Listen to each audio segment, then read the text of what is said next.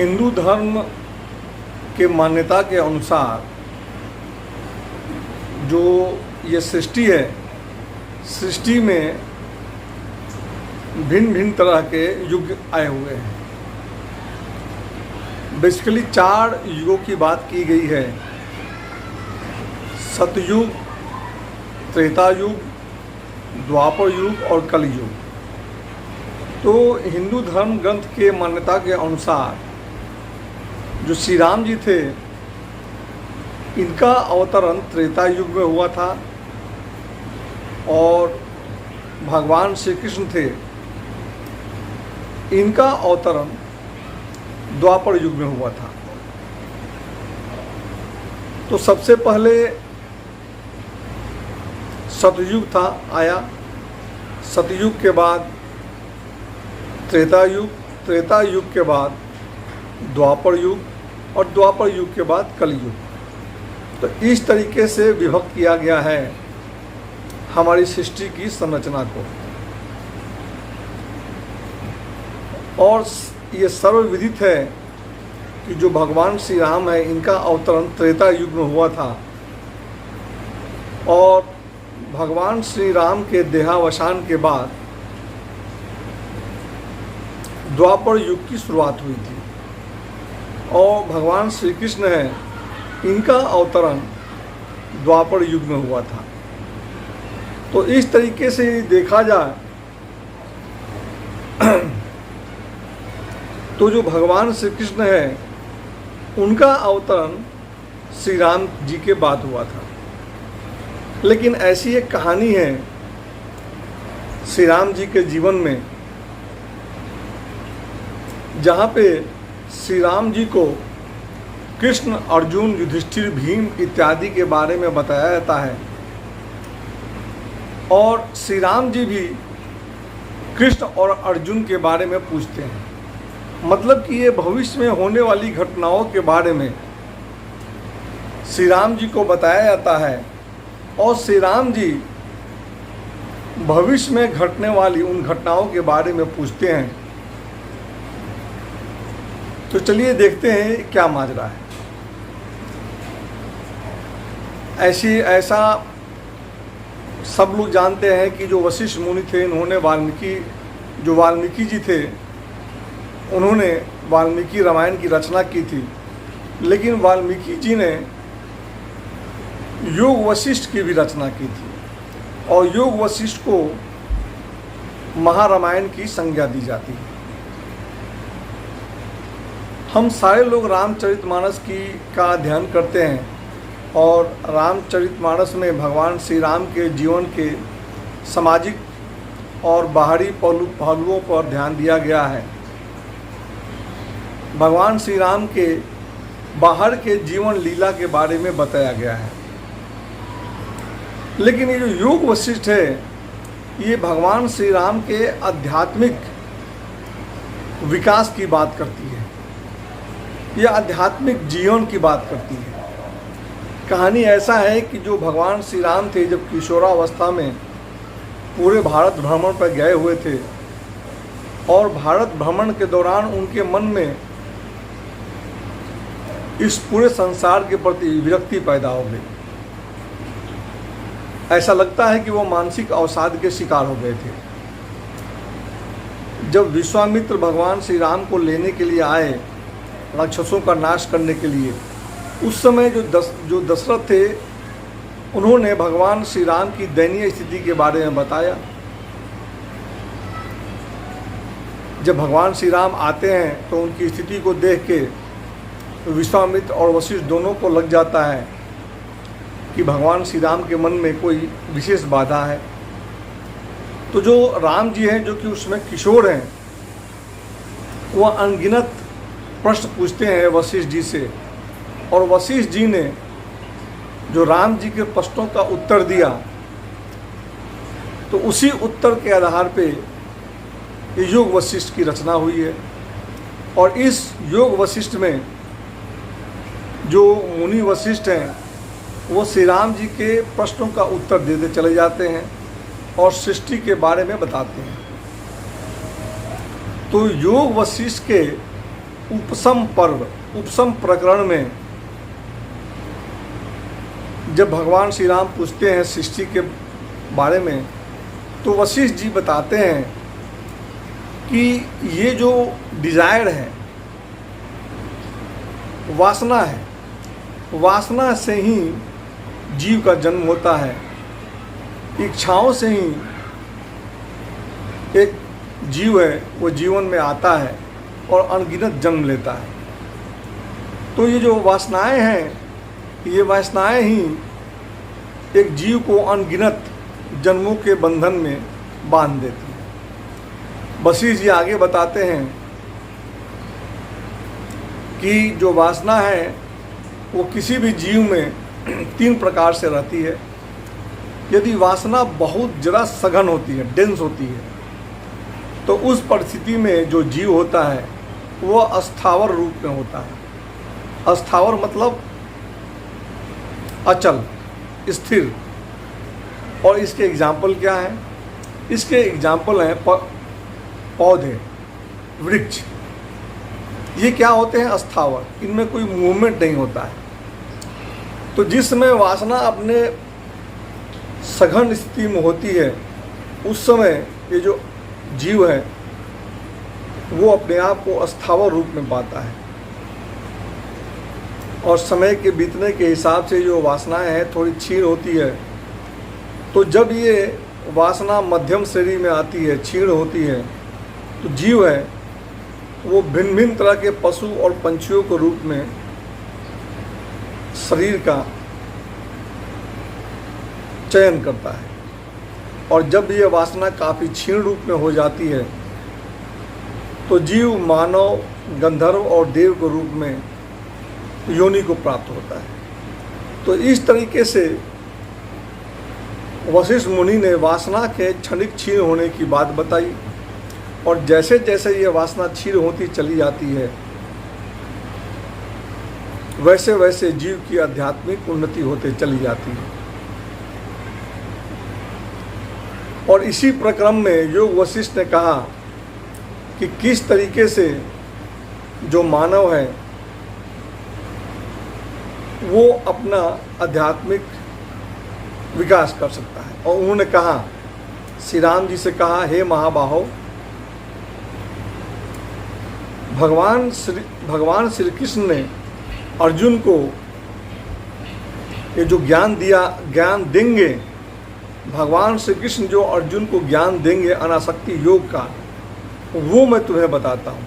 आश्चर्य है, ये जो योग वशिष्ठ है, इस योग वशिष्ठ में जो वशिष्ठ मुनि हैं वो कहते हैं श्री राम जी से कि जिस अनासक्ति योग की बात मैं तुझे आज बता रहा हूँ, आपको मैं आज बता रहा हूँ, ये अनासक्ति कर्म, अनासक्ति योग का पाठ भगवान श्री कृष्ण अर्जुन को तब बताएंगे जब अर्जुन विषाद योग में होगा। तब श्री राम पूछते हैं, अच्छा तो ये पांडुनंदन अर्जुन किस तरह की परिस्थिति में पड़ेंगे? और भगवान श्री राम, भगवान श्री कृष्ण उनकी समस्याओं का, मानसिक विषाद का क्या उपाय सुलझाएंगे? तो ये जो भविष्य में घटने वाली घटनाएं हैं, उन घटनाओं के बारे में प्रश्न पूछा जा रहा है और बताया जा रहा है। श्री राम जी जो कि त्रेता युग में है, जो युग पहले था द्वापर युग के पहले, और जिस द्वापर युग में श्री कृष्ण आने वाले हैं, और श्री कृष्ण जिस तरह की शिक्षा प्रदान करेंगे अर्जुन को, उसके बारे में श्री राम जी पूछ रहे हैं।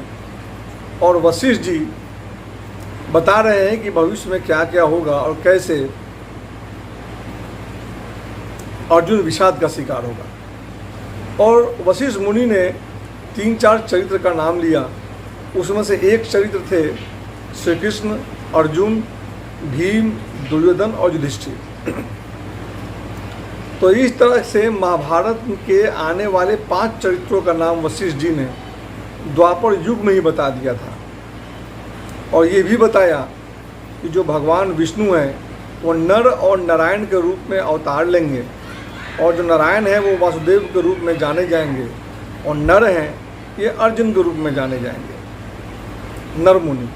और ये जो नर मुनि थे जो अर्जुन के रूप में जाने जाएंगे, वो एक समय मानसिक विषाद के शिकार होंगे, और कृष्ण जो नारायण का अंश थे, कृष्ण अपने उपदेशों से, अपने ज्ञान से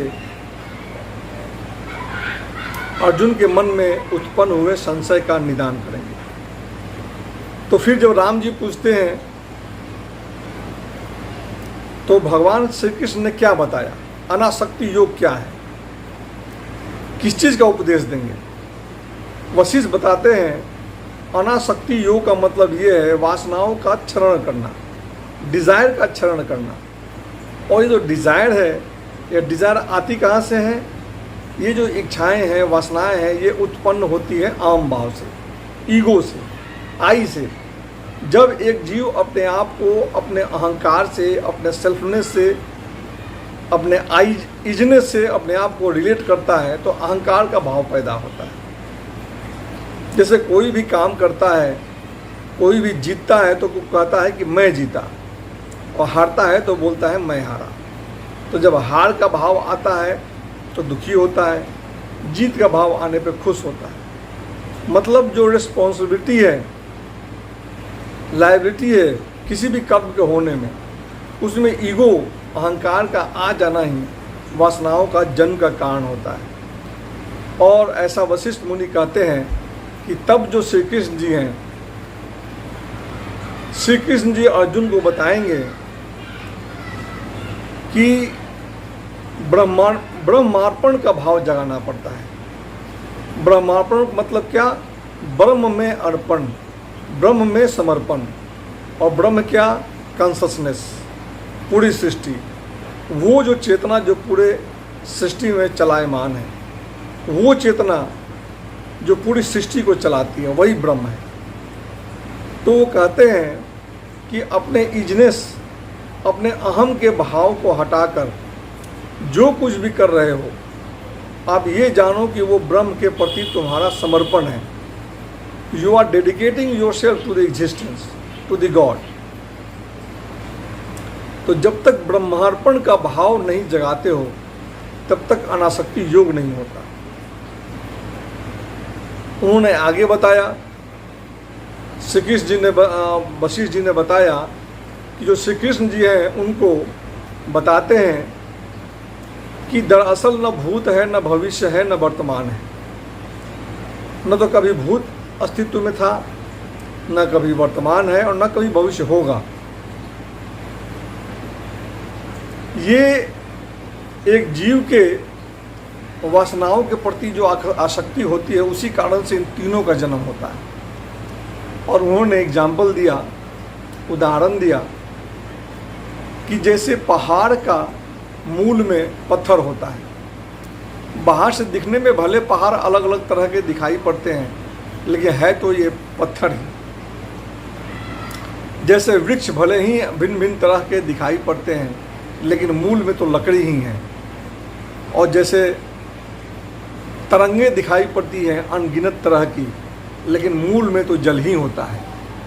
उसी तरीके से ये जो संपूर्ण जगत है, जो भिन्न भिन्न रूपों में अपने आप को परिलक्षित कर रहा है, जो भिन्न भिन्न रूपों में अपने आप को दिखा रहा है, जो भासता है अलग अलग रूपों में, दरअसल ये कुछ नहीं है। मूल में क्या है? मूल में तो अवचेतन में आत्मा ही है, ये ब्रह्म ही है जो सब में व्याप्त है। और दिखता है, सृष्टि में दिखाई पड़ती है भिन्न भिन्न चीज़ें, भूत, वर्तमान और भविष्य भी दिखाई पड़ता है, लेकिन असल में कुछ नहीं होता है। इसके मूल में वो ब्रह्म ही होता है, वो चेतना ही होता है। और चेतना से बाहर आने का उपाय एक ही है, और वो है कि आप अपने आप को ब्रह्म के प्रति समर्पित कर दो। और ब्रह्म के प्रति समर्पण में सबसे बड़ी बाधा क्या है? आपकी इंद्रियां। क्योंकि इंद्रियां हैं ये बाहरी जगत के प्रति उन्मुख रहती हैं। तो जब तक आप इनका दमन नहीं करते हैं, तब तक आप अपने अहंकार से, अपनी वासना से मुक्त नहीं हो सकते। उन्होंने आगे भी कहा है कि यदि आप इंद्रियों का दमन बाहर से करो, अपने कर्म से करो, लेकिन यदि मन में चिंतन करते हो तो वो भी सबसे बड़ी बाधा है। अब हो सकता है कि आपके मन में, मैं एक एग्जाम्पल दे रहा हूँ समझाने की, हो सकता है किसी व्यक्ति के मन में समोसे के प्रति लगन हो, पिज्ज़ा के प्रति या बर्गर के प्रति आकर्षण हो, हो सकता है कि वो खाने से रोक ले। लेकिन यदि वो पिज्ज़ा, बर्गर और समोसा के बारे में सोचे तो ये भी उसकी इंद्रियां हैं, पूर्ण तरीके से वो इंद्रियों के पार नहीं गया। हो सकता है कि अपने मोबाइल पे वो पिज्ज़ा और बर्गर या समोसा देखें, तो इसमें इंद्रियों का संयमन कहाँ हुआ। तो इस तरह से, इसी तरह की परिस्थिति की बात करते हैं भगवान श्री कृष्ण और कहते हैं कि इंद्रियों का दमन और इंद्रियों का चिंतन दोनों एक भाव में होना चाहिए। मतलब यदि आप इंद्रियों का दमन कर रहे हैं तो इंद्रियों के चिंतन के दमन के लिए भी काम करना पड़ेगा। आप में लेस मात्र भी आकर्षण रहा तो आपका जीवन में आना जाना रहेगा। और वो बोलते हैं जिस तरह से कछुआ होता है, जब कोई देखता है कछुए को, तो कछुआ पूरा अपना सर, हाथ, पैर पूरे शरीर के भीतर डाल लेता है। तो बिल्कुल ऐसे ही एक जीव को चलना चाहिए और जीना चाहिए। अपनी जितनी इंद्रियां हैं, शारीरिक और मानसिक, सब तरीके से उस पर पकड़ होनी चाहिए और सारे इंद्रियों को ब्रह्म में समर्पित कर देना चाहिए। तो ये जो मन रूपी वासना है, ये जो मन रूपी वासना में यदि एटॉमिक लेवल पे भी, अणु के लेवल पे भी डिज़ायर रह जाती है, डिज़ायर के बीज रह जाते हैं, तो ये जो बीज इतने खतरनाक होते हैं कि पूरे के पूरे संसार को जन्म दे देते हैं। तो इस तरीके से वशिष्ठ जी कहते हैं कि जब अर्जुन महाभारत के युग में अपने सारे बंधुओं के सामने खड़े होते हैं और कहते हैं कि मुझे इन बंधु बांधवों को मार के क्या मिलेगा, तब कृष्ण जी बताते हैं कि तुम बंधु बांधव के रूप में देख रहे हो, ये कुछ नहीं है, ये तो ब्रह्म ही है। ये ब्रह्म के भिन्न रूप हैं, एक ही चेतना है। और ये ना ऐसा ना है कि तुम्हारे न मारने से ये नहीं मरेंगे, मरना तो इनको है ही, इनकी नियति ही है। न तुम्हारे मारने से ये मर जाएंगे और न तुम्हारे छोड़ देने से ये छूट जाएंगे। ये तुम्हारा मन का भ्रम है, ये तुम्हारे मन का अहंकार है। इस अहंकार से ही तुमको मुक्ति मिलनी चाहिए। और इस तरीके से ब्रह्म की व्यापकता का जब श्री कृष्ण अर्जुन को उपदेश देंगे, तब अर्जुन के मन में जो भी विषाद का योग है, ये विषाद का योग खत्म हो जाएगा और इसके बाद वो फिर से महाभारत के युद्ध में तत्पर हो जाएंगे। तो ये जो वशिष्ठ मुनि हैं, वशिष्ठ मुनि भगवान श्री राम जी को उनके मानसिक अवसाद से बाहर निकालने के लिए भविष्य में घटने वाली घटनाओं के बारे में भी बता देते हैं। और इस तरीके से ये योग वशिष्ठ के उपशम नाम के प्रकरण में जिक्र आता है कि जो भगवान श्री राम हैं, ये आने वाले भविष्य में जो श्री कृष्ण के रूप में अवतरण लेने वाले हैं, उसी श्री कृष्ण के जीवन लीला के बारे में पूछते हैं, जिसके बारे में जो वशिष्ठ मुनि हैं श्री राम जी को इन सब चीज़ों के बारे में अवगत कराते हैं।